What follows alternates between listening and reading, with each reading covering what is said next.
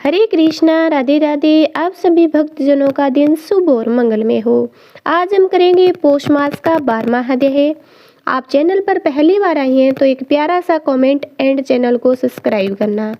नारद मुनि बोले, जब भगवान शंकर चले गए तब हे प्रभु, उस बाला ने शोक करके क्या किया, सो मुझे विनती को धर्म सिद्धि के लिए कहिए।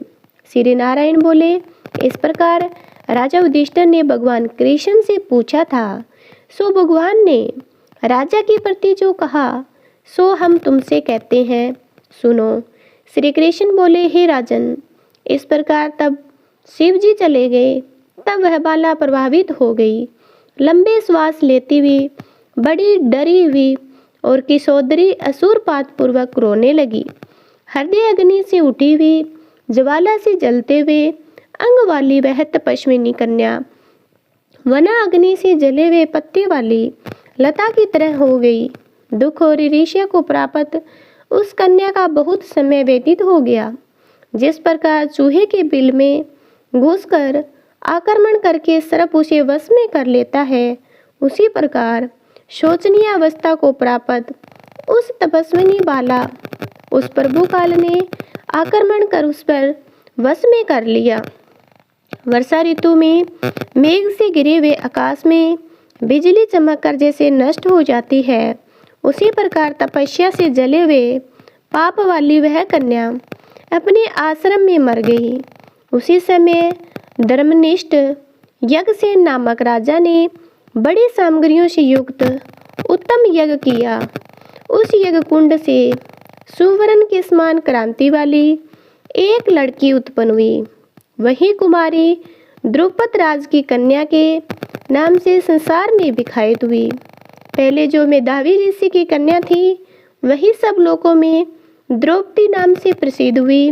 उसी को स्वयंवर में मछली को वेद कर विभीषण कर्ण आदि बहुत से राजाओं को तृण के समान शोभित कर रजमंडल दल अर्जुन ने पंचाले को पाया।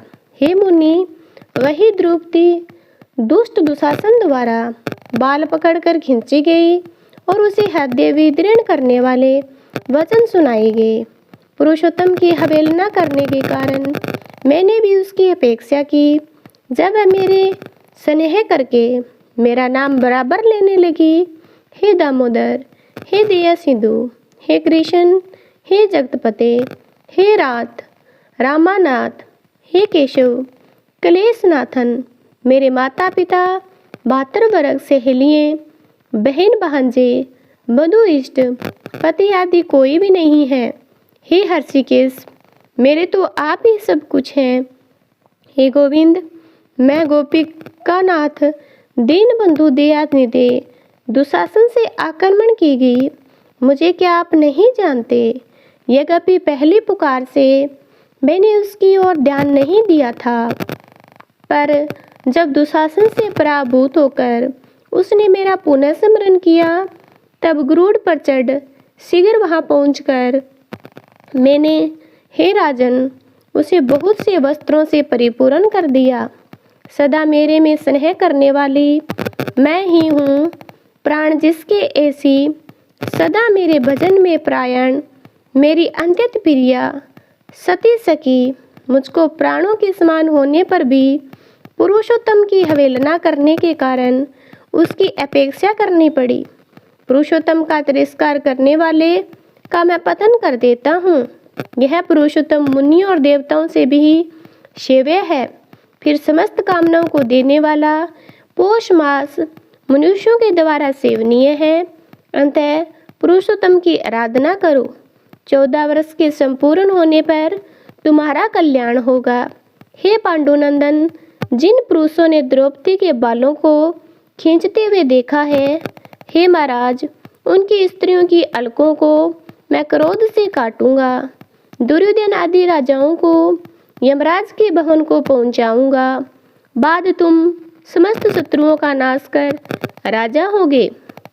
न मेरे को लक्ष्मी प्रिय, न मेरे को बलभद्र जी प्रिय, और न वैसे मेरे को देवी देवकी, न प्रद्युम्न, न सात्विक प्रिय।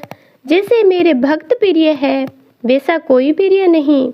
जिसने मेरे भक्तों को पीड़ित किया उससे मैं सदा पीड़ित रहता हूँ। हे पांडव, उसके समान मेरा अन्य कोई शत्रु नहीं। उसके अपराध का फल देने वाला यमराज है, क्योंकि वह दुष्ट दंड देने के लिए मेरे से देखने योग्य नहीं।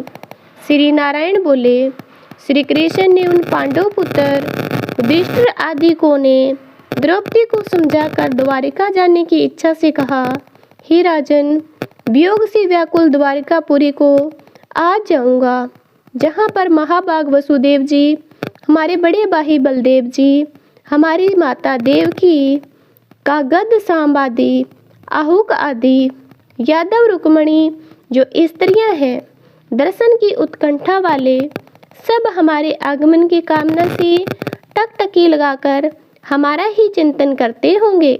श्री नारायण बोले, इस प्रकार कहते हुए देवेश श्री कृष्ण के गमन को जानकर पांडुपुत्र किस प्रकार गदगद कंठ से बोले, जिस प्रकार जल में रहने वालों का जीवन जल है, उसी तरह हम लोगों के जीवन तो आप ही है। हे जनार्दन, थोड़े दिनों के बाद फिर दर्शन हो। पांडवों के नाथ हरि है, तीनों लोकों में दूसरा कोई नहीं है। इस प्रकार सामने ही सब लोग कहते हैं, अतः हम लोगों की हमेशा रक्षा करें। हे जगदीश्वर, हम लोग आपके हैं, भूलेगा नहीं। हम लोगों के चित्तरूपी भंवरों का जीवन आपका चरण कमल है, आप ही हमारे हदार हैं, इसलिए बारंबार हम सब प्रार्थना करते हैं। इन पांडु पुत्रों के इस तरह कहते रहने पर श्री कृष्णचंद्र प्रेमानंद में मगन होकर धीरे धीरे रथ पर सवार होकर पीछे चलने वाले पांडु पुत्रों को लौटाकर द्वारिकापुरी को गए। श्री नारायण बोले, इसके बाद श्री द्वारिकानाथ श्री कृष्णचंद्र के द्वारिकापुरी जाने पर राजा युधिष्ठिर अपने छोटे भाइयों के साथ तप करते हुए तीर्थों में भ्रमण को गए।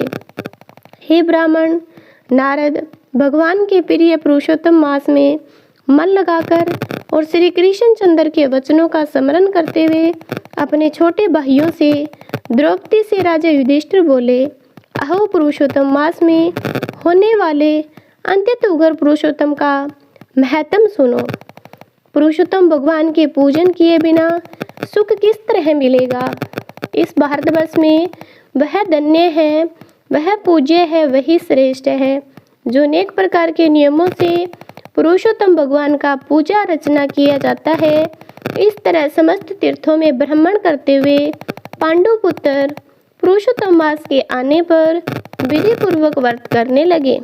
हे मुनि नारद, व्रत के अंत में 14 वर्ष के पूर्ण होने पर श्री कृष्ण भगवान की कृपा से अतुल निष्कटक राज्य को प्राप्त किए।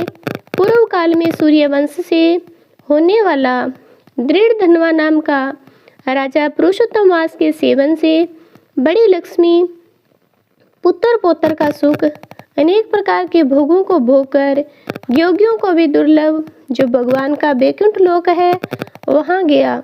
हे मुनि श्रेष्ठ नारद, इस पुरुषोत्तम मास के अतुल्य महत्म को करोड़ों कल्प समय मिलने पर भी यह कहने में समर्थ नहीं हूँ। सूत जी बोले, हे विप्रो लोग, पुरुषोत्तम मास का महत्म कृष्ण देवयान व्यास जी से मैंने सुना, तथापि कहने को समर्थ नहीं हूँ। इस पुरुषोत्तम मास के अखिल महत्म को स्वयं नारायण जानते हैं या साक्षात वैकुंठवासी हरि भगवान जानते हैं, परंतु ब्रह्मा आदि देवताओं से नमस्कार किए जाने वाले हैं। चरण पीठ जिनके ऐसे गोलोकनाथ श्री कृष्णचंद्र भी अपनाए, वे पुरुषोत्तम मास का संपूर्ण महामत्यम नहीं जानते तो मनुष्य कहाँ से जान सकता है। इसी प्रकार से पुरुषोत्तम मास का 11वां अध्याय समाप्त होता है, 12वां अध्याय समाप्त होता है।